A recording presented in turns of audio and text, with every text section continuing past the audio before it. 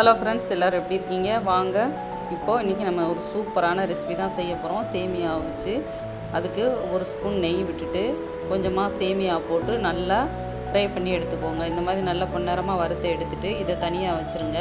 இப்போ ஒரு 1/2 லிட்டர் பால் ஊற்றி இதை நம்ம ஸ்டவ்வில் காய வச்சிடலாம்.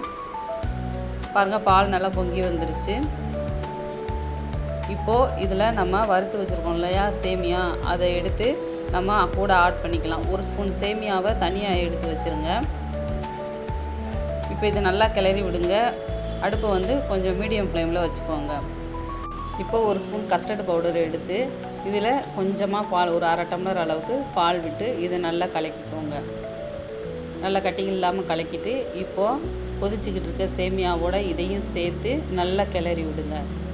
அடுப்பை சிம்மில் வச்சுட்டு இதை நல்லா கிளறி விடுங்க. பாருங்கள், இது நல்லா திக்னஸ் ஆகி நமக்கு வரும். சேமியாவும் நல்லா வெந்துருச்சு. இந்த இதில் நீங்கள் எடுத்து இதை தனியாக வச்சுருங்க. பாருங்கள், இப்போது இதை நம்ம ஒரு மூடி போட்டு ஃப்ரிட்ஜில் ஒரு 2-3 மணி நேரத்துக்கு இதை நம்ம அப்படியே வச்சிடலாம். அதுக்கடுத்து பார்த்திங்கன்னா எடுத்து பார்த்தா நமக்கு இந்த மாதிரி ரெடியாகி வந்திருக்கும். இப்போ ஒரு டம்ளர் எடுத்துகிட்டு கொஞ்சமாக அதில் மாதுளம்பழம் போட்டுக்கோங்க.